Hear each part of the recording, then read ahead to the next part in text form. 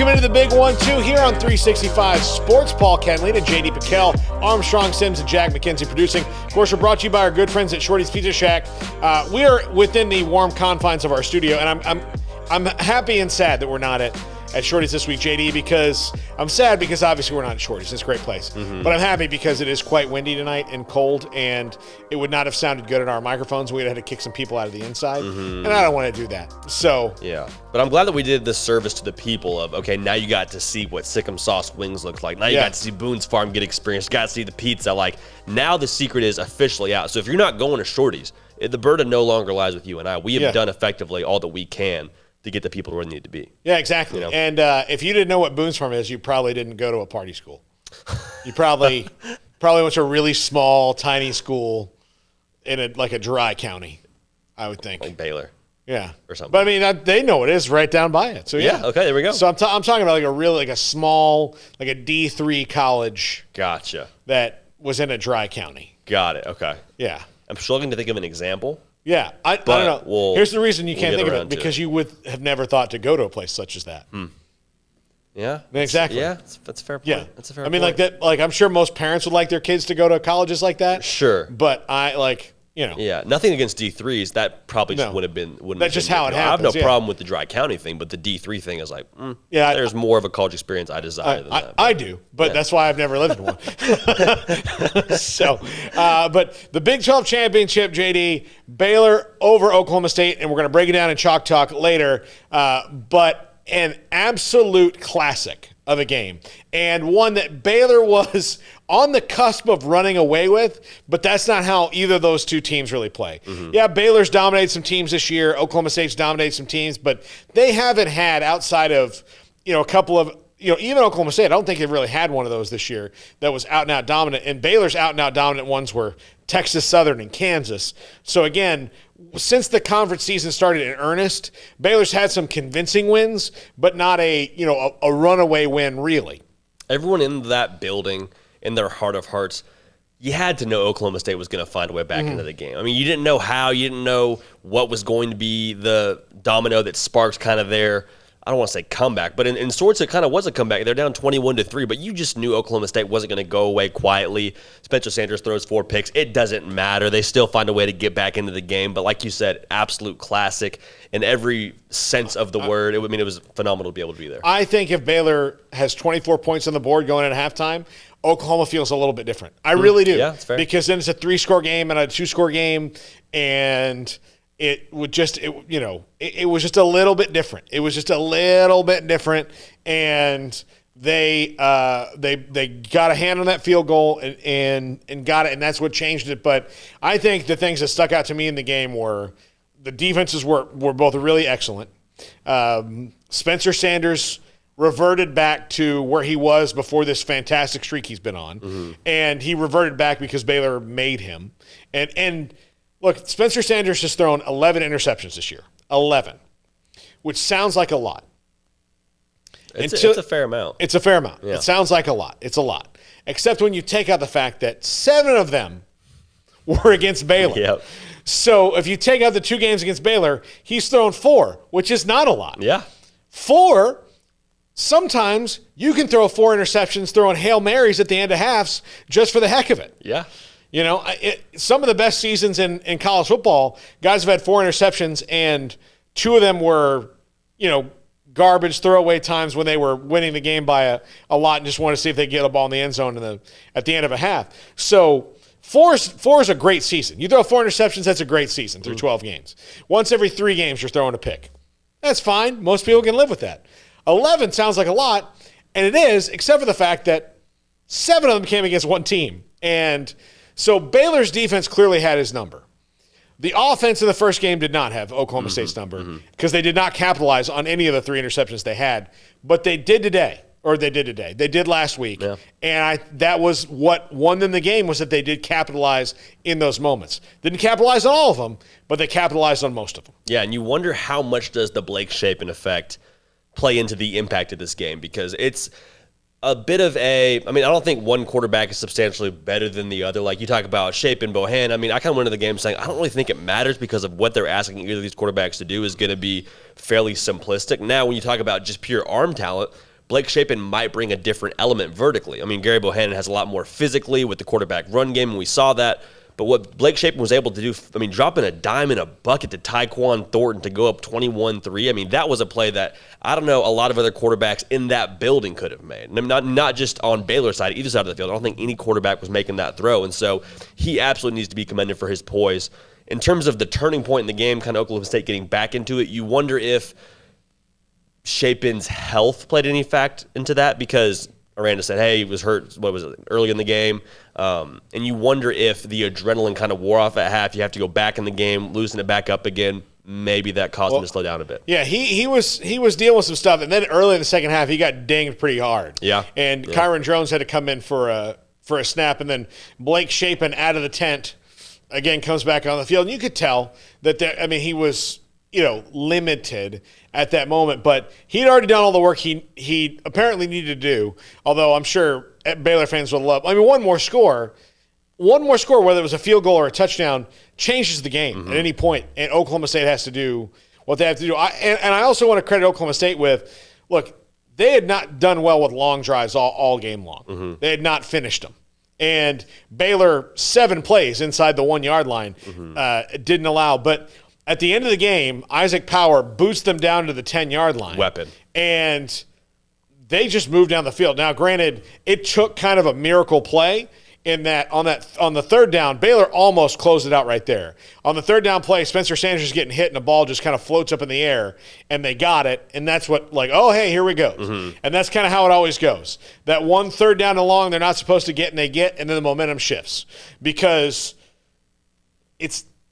it's like your body, they let themselves relax for a second, like, oh, we got it. No, we don't have it. Yeah. And of course, they would have had to go for it on a 4th down and 10 on that drive anyway, no matter where they were on the field, because there was not a whole lot of time left. But I just think that it was a great game. I think it was a well-coached game all the way around. I know that there were some questionable officiating calls. Sure. I think, and of course, the biggest one I think helped out Baylor in that I think – all things being equal, Blake Shapen threw that ball backwards. But it was really hard to tell because all things aren't equal when it comes to that. Right. And I tweeted something out when I was, again, sitting in the second to last row of the entire building. I was happy to be there, Paul. I was back there with some of the people. But I tweeted out and said, hey, people watching at home, was that backwards, forwards? Like, what's going on? Because I'm up here watching just ants play football. And every single response, Baylor fan, not Baylor fan, was, yeah, it's probably a lateral. And then they go out and say, hey, play stands, whatever. Well, I'm like, just Baylor's day, man. It's just Baylor's day. You saw it on the big screen. Barely. And the biggest screen. And even on that gigantic screen, you can't tell. And I will tell people this. I don't know if you got to see this on the TV broadcast, because, again, I haven't seen the TV broadcast. I was in the stands. But on the big screen at AT&T Stadium, they show shots of the referees looking at their screen. And that's where the Big 12 office is telling them, okay, here's what we're looking at. At no point were they looking at where the ball was recovered or where that was happening. So to me, I thought, well, they might not think this is. They're looking at the spot of what was ultimately intentional grounding. So which bailed, it's one of the few times that intentional grounding is ever a good thing. Yeah. And it worked out for Baylor in that regard. But they never once, that whole time, looked at anything other than where it happened, which usually they need to double-check where the spot is. Even though the official had the ball where the player was tackled and all that, they need to make sure it's clean, all that. They never once looked at it. Yeah. And I thought at that point, this is weird. They're not looking at the recovery spot, which means that they either haven't figured out that there was a recovery or that this was an incomplete pass or not. And again, if it had probably been ruled a fumble, it probably would have stayed a fumble. Yeah. But it was... The call in the field stands, man. Well, one of the worst things to call it in college football. And the weird thing about it was, when he first started throwing the ball, his body was facing forward. Sure. But then when it went out of his hand, his body was facing sideways.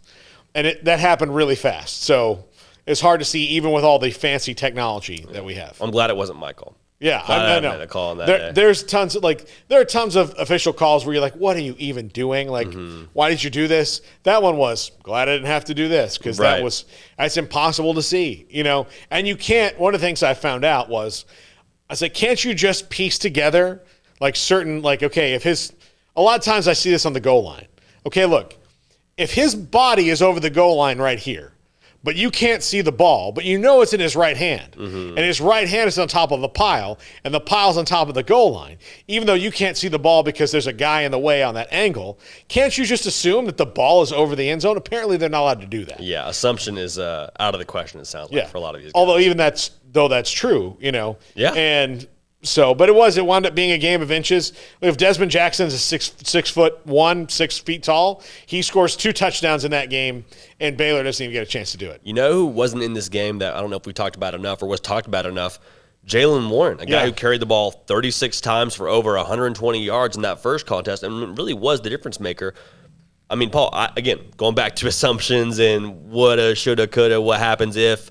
Jalen Warren's 215 pounds, and he runs hard. He runs downhill. He probably gets in the end zone, I think, on that last play. So in a lot of ways, it kind of just felt like it was Baylor's day. The cards fell that way. The calls fell that way. And no Jalen Warren, I think, made a huge difference for Oklahoma State. Went out very early in the game. And the other thing is Jalen Warren, what he does is he's kind of the equivalent of if a quarterback gets tired of getting hit by a defensive end, linebackers get tired of having to tackle Jalen Warren. Oh, yeah. So, a couple of his, shoulders in the chest, and he wears you out maybe a little bit more than some of the other guys do. Oklahoma State didn't really run the ball all that well. Yeah.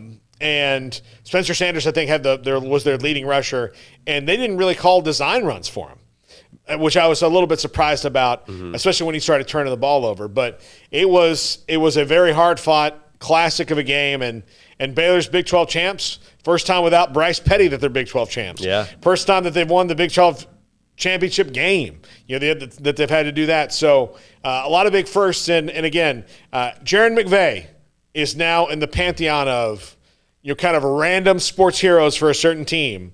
And, I think of this is well before your time, but Francisco Cabrera scored a run for the Braves and got them in the World Series, or had a hit for the Braves. Sid Bream scored the run. Francisco Cabrera got the Braves in the World Series for the first time with a huge hit. He's, forever they'll love him in Atlanta, even though that was the only thing he ever did. And this was not the only thing Jaron McVay ever did, but this was the first time that after a game we're talking about Jaron McVay. Sure. And I mean, deservedly so, made the play of arguably the decade for Baylor football. I mean, I can't think of a play that was bigger that led, maybe you say KJ Morton, the pick 6 before they blew up Floyd Casey, but there's a lot of stories that will be told about the Jaron McVay play to win the Big 12 title. Look, that one goes up there with RG3 to Terrence Williams and all that. I mean, that's one of the biggest plays in school history. Mark it down, one of the biggest plays in school history. And in this era of college football where those kind of things go far, Dave Aranda is able to go out on the road and go, hey, you could do this. As a walk-on. Yeah. As a 6-year walk-on, he waited his turn. Yeah. And that's what he can say is like, this guy's a walk-on in doing this. You're a 3, 4, 5-star guy. Come play at Baylor. What can I do for you? What can we do for you? Clearly, it's working at Baylor, and that's a huge thing. And I think that Mike Gundy will now be able to, based on the last 2 years alone, and especially this year, be able to go like, hey, we've always played good offense here at Oklahoma State, but hey, come play for it. Come knock some skulls with Jim Knowles here. Yeah. And, we're going to do some things. I think it's a big turn for the Big 12. And you wonder how long will he handle Jim Knowles. That's borrowing trouble. That's probably years down the road. Maybe it's as soon as next season. But you got to think if Jim Knowles continues to coach at this level, someone else is going to come knocking. He was a head coach at Cornell not too long ago, which, say what you want about that. He'll probably coach at a different level. But he has head coaching experience. Head coaching experience. That's a bigger thing that people want to sometimes admit. Sure. So, speaking of head coaching experience, a guy who doesn't have any, but now will, Brent Venables is the new coach at OU. We'll talk about that next. This is the Big One 2, presented by Shorty's Pizza Shack here on 365 Sports.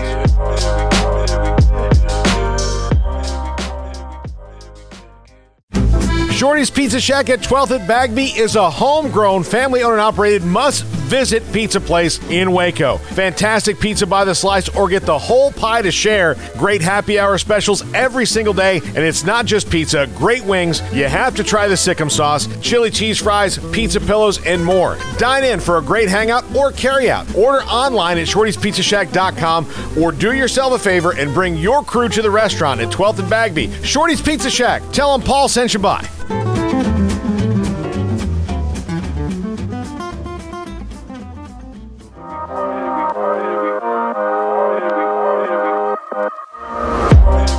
Welcome back into the big 1-2 here on 365 Sports. Please like and subscribe, or the college football playoff will only be one team.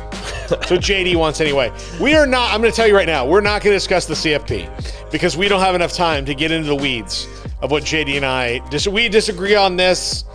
We are like AOC and Marjorie Taylor Greene. Sure. We are not going to agree. We might do stupid things on Twitter outside each other's offices. Love it. It's just not going to work out. Yeah, I love it. I mean, if there's ever a day where David Smoke and Craig Smoke can't make it, we will sit down for 3 hours. If there's ever a day that makes sense, 3 hours, and we will just unpack. Believe me, JD, there's going to be a time where they're on vacation together, and we're going to come in, and that's going to be the show. Buckle in, people.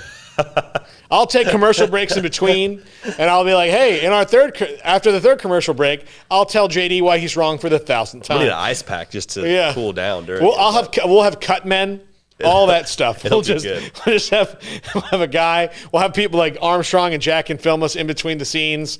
Putting that what's the little ice thing that they put on? Like for boxing. Yeah, matches. They rub on their face. For anybody that wants to know the backstory, as specific as I will be, is we had a conversation prior to filming this, and after that conversation, there was cause for apology. Yeah, and that's all. Not for me. I didn't apologize. I wouldn't apologize. Jack felt bad because Jack has feelings, and that's fine. That's fine. I wasn't going to name names, but look, it is good. Jack's a guy. Well, I need Jack, kind of my Jiminy Cricket here. So there you go. I need him to help balance me out. Armstrong a little bit, but mostly Jack. Love it. Yeah, so he's my Jiminy Cricket. But we teased this segment by saying we're going to talk about Brent Venables at OU. Yep. And I think this is a fantastic hire by OU, given the fact that this coaching cycle has been insane. Now we have Mario Cristobal going from Oregon to Miami, and I know he's an alum. He's stepping into a situation that's a mess. You don't need to maybe do a special segment on that. But there's 50 board of regents at Miami, which is about 40 too many. Also, they still had a head coach while they were talking. That was bizarre. What if at any point Mario Cristobal had said no? Yeah, then what? Then you have Manny Diaz who's unhappy. Yeah. It's to put it in dating terms, you are effectively courting somebody else while you have a significant other. And the other person, the only difference here is it is in the headlines that they are talking to somebody else. I think that's a great analogy in that you're dating someone and you're together, you got a committed relationship, you're exclusive, but then you're also telling them listen, I'll happily come back if this date I'm going on doesn't work out, but you got to understand, it's almost like, honey, I love you, but Jessica Alba and I are going to go on a date. I mean, when am I going to get this chance? When am I going to get it? You understand.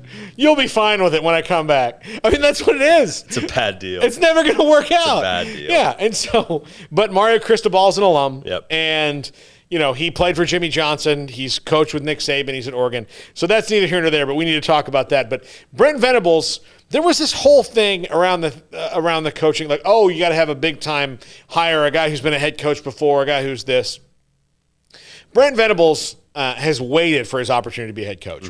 I believe he interviewed at Kansas State, which is his alma mater. He's turned down a lot of stuff because being the DC at Clemson and being one of the highest paid defensive coordinators in the country is a pretty darn good deal. Working for a guy like Dabo Swinney, who is fiercely loyal to his assistants, is a really good deal, especially when he was the guy who helped get Dabo Swinney over the top. And he had a couple good defensive coordinators in there before, but not what Brent Venables had done. And so, plus the other thing, historically, the last couple of coaches that Oklahoma hired weren't head coaches. They were Bob Stoops, the defensive coordinator at Florida, a guy who recruited guys like Javon Curse had them playing at a level and won national title at Florida as a defensive coordinator under Steve Spurrier. And then Lincoln Riley, who was the most sought-after coordinator in the country when Bob Stoops hired him. And they knew that at the time, look, we don't care that the kid's 11 years old. He's a wonderkind. Let's just go ahead and do it. Yeah. So bringing Brent Venables back to OU, I love the move, and I also love it in this regard. When Brent Venables left OU, they fired him. They let him go. The fans essentially ran him out the door because somebody had to be a scapegoat. But now they needed him back. So if I'm Brent Venables, I'm like, oh, you need me now. Yeah. Now you see. And plus, he's grown as a coach since then. But now you see, I'm happy to come home. Yeah, and that was the one thing that you maybe take a second look at of, it didn't really end. So you sure? You're okay with, all right, as long as enough time's passed. So I guess both sides have healed enough. But I think it's unique when the media, as well as like the people that have the actual power, like the administration, they line up so clearly on a candidate because we've seen in this coaching cycle, Lincoln Riley to SC and Kelly to LSU. Things like that. That's kind of like, whoa, I don't know who saw that coming. But right when that OU job came open, you said something really insightful in the big 1-2 last week for Brent Venables. If it's not going to be the head coaching job at OU, does he even really want to be a head coach? And so the fact that this is a perfect fit on all fronts, and even us in the media can see that, is encouraging.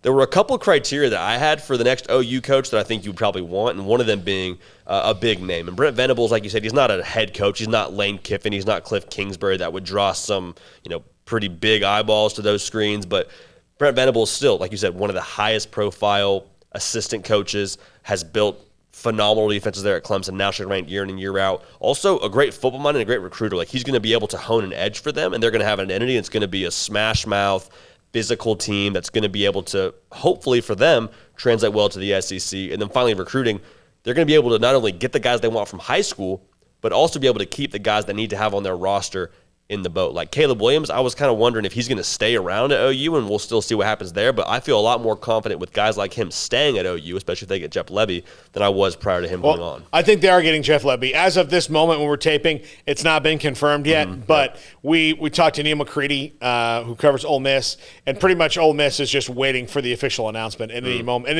And honestly, as we're taping this, it may not have happened, but it's 99.9% going to happen. Yep. Levy's an OU alum. He really wants the job. He's made it known he wants the job. It's a great. It's not that it's a step up for him from Ole Miss, because Oklahoma's a better job than Ole Miss. It's his alma mater. He's going to be back in the SEC in a couple years anyway. Plus, he's ready. This is a good thing for him. It's going to help balance out, because you have Venables, the defensive line. Levy comes out of the Art Briles tree. He is his son-in-law, has that great offensive mind. Plus, he's been working with Kiffin, another great offensive mind. Yeah. And also, nobody works with Lane Kiffin all that long anyway. It's just not how it works. So Jeff Levy's going to be there. I wonder who they do bring on as some of the other coaches there. Lincoln Riley's taken pretty much most of the coaching staff with him to USC. I think Caleb Williams is good as gone to play for Lincoln Riley. Really? Okay. I do. I think Brent Venables is going to get his day in court with him, but I think Caleb Williams is going to go play at USC. Yeah. We did a hard count on that, actually, and there was a lot of back and forth in the comments section about how, he loves OU. I'm also like, guy doesn't have that much allegiance to OU. The kid's from Washington, D.C. He was going to walk on to play for Lincoln Riley. He's been there for 6 months. Yeah, the kid's, he just moved into his dorm and just is now getting settled in an apartment. We'll see, but if there was going to be a guy that you're like, hey, sell OU to this kid, who can sell OU better than Brent Venables? Yeah. We'll see what happens there. It wouldn't shock me if he goes to SC, but you got to feel a little better. But Levy helps that out, certainly, because of the offense that he runs. But I'll tell you this. Now that there's a rule, like, nobody loves anywhere that much that they're not going to go where they really want to go, that the transfer portal exists. I have a friend who, ironically enough, is an OU fan. Okay. And he is is a huge Oklahoma City Thunder fan. And we used to have these huge debates where it's like, listen, Kevin Durant is never leaving Oklahoma City. I'm like, buddy, I'm telling you, there's going to be a time where no matter how much he says he loves something, there's going to be money or marketing or a title thrown in his face that he will not be able to say no to. Yeah. And now it's happened to Kevin Durant 2 times. No, but that's his reputation now. Loyalty, but loyalty only goes so far. Yeah. Because he can be loyal to a point, but what's the best thing for you? Is loyalty the best thing for Caleb Williams? Maybe. Or is going to, he's got loyalty 2 places. Is he loyal to Lincoln Riley? Is he loyal to Oklahoma? Yeah. Who does he love more, Lincoln Riley or the university? Most of the time, people don't want to believe this. JD, you know this. You do not really necessarily go to play for a school. Now, you may have loved that school your whole life, but you were still going to play for the coach. Yep. You should be going to play. The ideal thing is you like the school, then the head coach, then your position coach, and everything else. Unfortunately, some people are like, I love this position coach. Dude, he's the wide receivers coach. If he gets a better job somewhere, he's leaving. Yeah. Has nothing to do with you. He Good still, for him. Good he for still him. likes you, but you shouldn't feel deceived that the wide receivers coach went to go be an offensive coordinator. Like, those things are kind of silly to me. But you should go because of the school and because of the head coach. So most people go because of the head coach over the school. Caleb Williams is the guy who went for the head coach over the school, because if Lincoln Riley, he liked Lincoln Riley that much. If Lincoln Riley was at Virginia, he would have gone to Virginia. Yeah. You know, if that was his guy. So I think he'll go to USC, but Venables is a great recruiter. He's a really good recruiter, and he'll have a really good shot at keeping him there in the boat. Yeah. It'll be interesting to see how that all plays out. I'm curious to also see does Oklahoma, because their head coach is defensive, or do they go back to looking more like the Stoops? I mean, they haven't looked too different than the Stoops Sooners, but do they go more look to the early Stoops Sooners, because that's where they need to be? Now, look, they're going to the SEC. They've got to get. Another reason you hire Brent Venables is even though he's not been in the SEC, Clemson is built like an SEC team. And they've beaten Bama, which is like the grand prize within the SEC. Is who can beat Bama? That's the question, right? Yeah, so they're built like an SEC team. So you need to find somebody who can build you like an SEC team, even though they're not there, because he's swimming in that water over there. Clemson knows, and Dabo Swinney knew, I'm not going to just be great here by winning the ACC. Only a couple teams really have ever quite done that all that often. And look, when Florida State won, it's because they were built like an SEC team. When Clemson has won, it's because they're built like an SEC team. And they're huge up front on both sides of the ball. That's where Oklahoma will need to get better.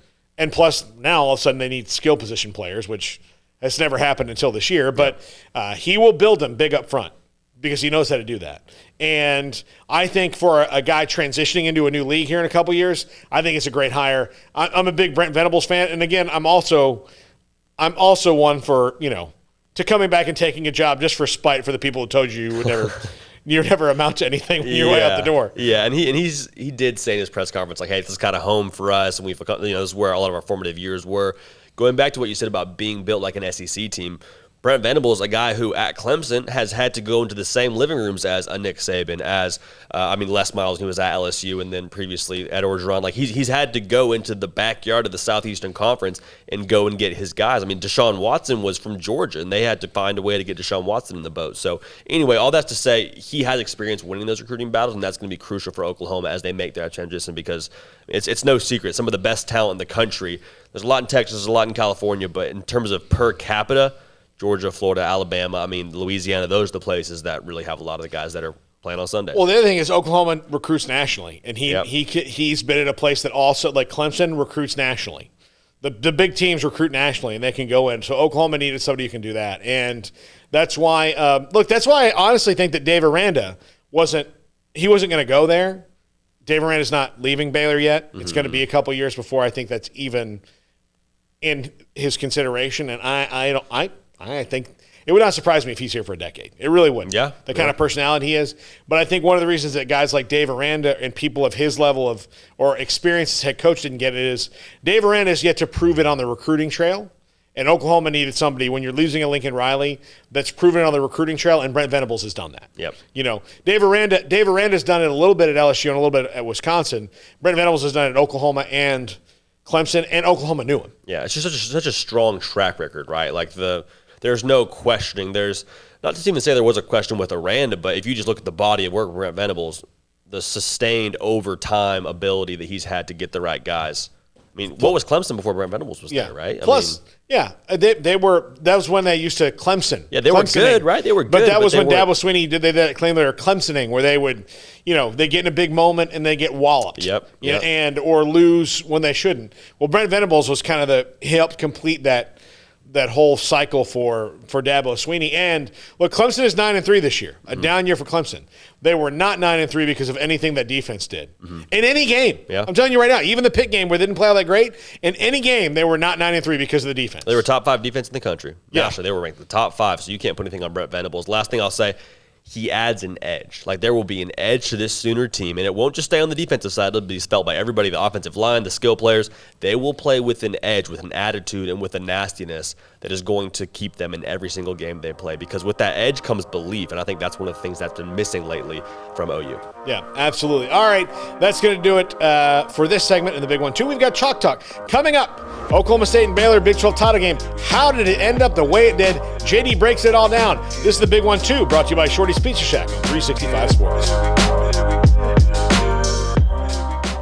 Life is back on, sports bettors, and BetUS has your NBA, NHL, Major League Baseball, UFC, PGA, and yes, NFL betting lines up for their 27th year and live betting on all of it. Log into BetUS.com or call 800-792-3887. That's 800-79-BETUS. BetUS for 125% bonuses with promo code SICK'EM125. Customer service pros are ready to get your phone, social, and online sports betting kickoff started now. Play with the proven mainstay in the industry. BetUS. You bet, you win, you get paid. BetUS.com. Use promo code SICK'EM125. Born in Waco, Brotherwell Brewing exists to serve the Central Texas community with locally crafted beer of the highest quality. They want to bring Central Texas closer to the brewing experience so everyone can enjoy well-made beer as much as they do. For 2.5 years, they've been bringing high-quality beer to Central Texas at their location on Bridge Street in East Waco. Brotherwell Brewing believes in community and bringing people together to enjoy products made in their community. So for your game day, whether it's a tailgate or at home, stop by Brotherwell Brewing for high-quality craft beer made right here in Central Texas, 400 East Bridge Street, and check them out online at brotherwell.com.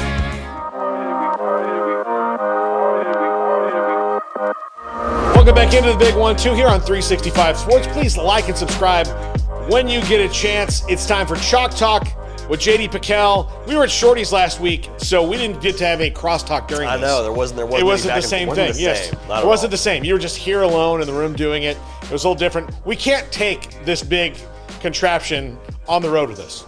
It's tough. It's tough to do. It has been done, but theoretically we could. We don't have the vehicle to take it in. Yes, I drive a 2013 Jetta. Does not fit in the Jetta. Yeah, so, I mean, we'd have to take it completely apart, and nobody wants to do that. Yeah, not I. So we need like a big moving van to move this stuff around. So if anybody wants to, volunteer a moving van the next time we're on the road, we'll certainly take it and bring it to you. Call to action. Yeah, call to action for the people. Jack drives like a Geo Metro or something. It's really even smaller. So I don't even know what a Geo Metro is, but that's hype. Honda Fit. I'm not great with cars, to be honest with you. An Accord. He upgraded. Okay, there we go. So let's go. Let's go. All right. Yeah, it was a small car, though. Good stuff. The last one. So it wouldn't have fit even taken apart. Although it does fit a lot of things, the last one. I don't know. Love it. We're going on. But Big 12 championship game here. A lot of things to break down in a game that was lost literally by less than a foot by Oklahoma State. And one of the best games you're ever going to see as far as two equally matched teams throwing haymakers at each other and knuckling it out. So go ahead, JD, break it down for us. Big 12 championship game. How do we get where we got? It would be my pleasure. You said it was less than a foot. It really serves to the cliche of a game of interest. We will get to that play in just a little bit. But one of the stories that we have to talk about, we just have to. Blake Shapen coming in, his second career start. Oh, by the way, it's in Jerry World against one of the best defenses in the entire country. Credit to him for playing tough, played hurt most of the game, played with a gunslinger mentality. And one of the things that I loved so much was he was poised throughout the day, but also Jeff Grimes and the entire offensive staff at Baylor made his job a lot more easy by taking some pressure off him with running the football, which we anticipated he would do. His first touchdown pass of the game, which we're going to see right here, is off the wide zone play action, something like to do with whoever their quarterback is. But right here, you got a goal line set. You got Dylan Doyle, who plays linebacker, lined up at fullback, telling everybody, especially the defense, hey, we're running the ball, give a wide zone motion. So that means basically they're just taking their step to the wide zone. The offensive line is essentially running wide zone. If you run 2 yards downfield, you're still not 3. You're not in the end zone, so we're fine here. They're going to go wide zone play action here, enough to move the linebackers. So watch right here. They're going to slant with them. Linebackers, this whole group right here, is moving with them. We're just going to sneak Ben Sims out right there, wide open. Nobody's even around him. So watch what happens. Boom. Look at this action. They're not even looking at who's going on right here. They're not even concerned in the slightest about the potential for a play action pass. Linebackers here, linebackers here, linebackers here. All of their eyes are looking exactly towards this sideline, trying to run and beat the wide zone motion right there. Uh-oh. This is a good picture if you're a Baylor Bear fan right here. A whole lot of real estate. My man over here doesn't even know what's going on. He's the only one that's kind of on the scent right here, and he's going to track Blake Shapen. Doesn't have the angle. Great job here by Blake Shapen. Get his head around. And right there, you don't need to throw a strike. In that scenario, you just got to get the ball off. Just get it up, put it where your guy can get it. You don't have to throw a perfect dart. And right there, nice little celebration by my man here, doing the shrug. Where's everybody at? They're not covering me. One of the plays of the day to get the party started. Yeah, I love that play. I'm a big bootleg fan regardless. And I think if that play works perfectly, then the 9 doesn't realize it. But Blake Shapen reacted perfectly and okay, I'm not going to get to roll this out. It's no longer any kind of option. I've got to get this ball out. And he didn't rush it. He just threw it out. He could have underhanded that ball. Yeah. I mean, and it would have gotten there. It was a savvy play, kind of a veteran, high football IQ, good presence play there by Blake Shapen. Another thing the Baylor offensive staff did well, again, giving him throws that weren't going to be super tricky to read, which is one of the things the wide zone offense does, whether it's him, whether it's Gary Bohannon. They make the quarterback's decision-making relatively simple. A great draw up right here as they got him in man coverage most of the day. So right here, we're man on Tyquan Thornton. We're man on Drew Estrada. He's even got man down here at the bottom of the screen. We're not worried about that. Defenders call it a pick play. The offense calls it a rub route. One thing leads to another. Your man gets wide open. Tyquan Thornton's going to run a slant. I guess that's R.J. Sneed. Rub route down here, going to run a slant to essentially occupy his man to run down this way. What he's trying to do is just play bumper cars, kind of try to play chicken is what we call it. He's going to run down this way and bring his man down here. Drew Estrada hesitate a little bit to let the route set up, then break out to the wheel. So when you got an in route coming here, you got an out route breaking up here, the DBs are going to kind of get caught in a little tizzy right there. They're going to just run into each other, messes up their timing, and if you get caught for a half second and allow your guy, when you're in man coverage, to get open, it's a wrap. So watch what happens.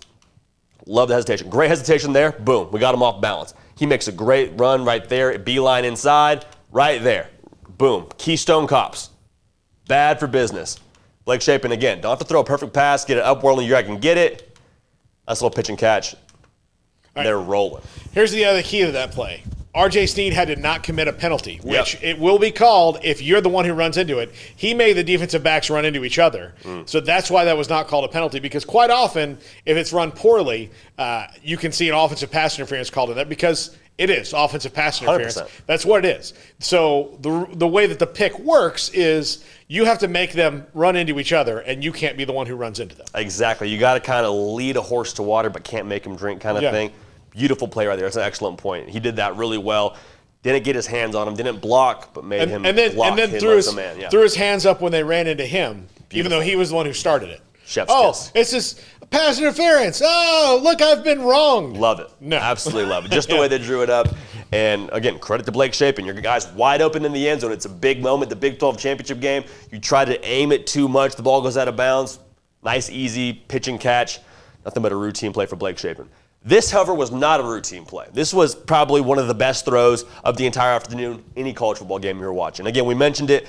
They played a lot of man coverage, which turned out to be a mistake for Oklahoma State, but they've been able to play man coverage all year long. They trust their guys on the back end. Right here, they got a nice little cushion for Tyquan Thornton. We know he can run. It's giving him probably 4 or 5 yards. What Blake Shapen sees right here is, okay, we got man coverage. He knows his guy's got a little stop and start fade route to the end zone. This safety is playing inside of the hash. What does that mean? It means he's got all this ground to make up to try and cover Tyquan Thornton. That's a whole lot of real estate you're responsible for if we can't lock up here on the outside. So essentially, Blake Shapen says, hey, I trust myself. I trust Tyquan Thornton. Let's roll. You're not getting there, big dog. Right here, good collision. At this point right here, he's throwing the football, which is impressive that he's betting on Tyquan Thornton right here, because right here, he's not in any way, shape, or form open. Also, he has what looks to be about, at this point, like he knows he's got, what do you want us to call it, 2 yards there? 2 yards of a window that he can throw the ball to where it's not going to be out of bounds. Again, safety is far too late, way too much ground to cover to try and get over there to stop the fade. And Blake Shapen drops a dime in a bucket. I mean, you could not have handled this any better. Look at, he's got what, Paul, like 1.5 yards right here? I'm being maybe even generous. You could not have put that football anywhere else. And Tyquan Thornton, great contested catch through the contact. A lot of C words there. Brings it in. At this point, you're like, okay, Baylor's kind of rolling here. They might be able to make this thing a blowout, but obviously Oklahoma State was not going to go quietly. Well, no, and that fourth down decision came back to bite them. Yeah. And Dave Aranda doubled down on it. He said he would have made the same decision. He would make sure he told Blake Shapen, "You've got to get this. You can't just throw this ball away. This is not one you can throw away. You've got to maybe think about it." I didn't like I wasn't nuts about the play call. I don't like any throw to the short side of the field on fourth down because I think I say any throw. I don't like that because the short side of the field is you've got an extra defender there. Yeah. He's called the sideline. And I like, going the other direction like they did on the third down and goal play. I like that. But that changed the momentum of the game. But other than that, I mean, until that point, they were calling almost a flawless game. Yeah. Almost flawless. Yeah, I agree. I mean, I probably don't love the play call quite as much. If they get it, maybe I'm saying, hey, great call. But the thing that's interesting about Baylor, go ahead. And to tag on to that, the game had dictated to that point that if you put Spencer Sanders behind the 8-ball field position-wise, he was struggling. Yeah. And so you had a punter who was – of course, Isaac Powers' last punt sent him at the 10, and it almost didn't matter. But you had a guy who was on that day, especially in Isaac Power. Maybe just let him win the game for you. Yeah. Sometimes it's okay to let the punter win the game for you. Very fair. Very, very fair point. One thing I will add to that, we talked about this a little bit in one of our post-game shows. There's a book that all of the offensive staffs go by in college football. It's like a metric book that essentially takes into account how much you're favored by, time left on the clock, field position, all these things, and basically tells you to go for it or not go for it.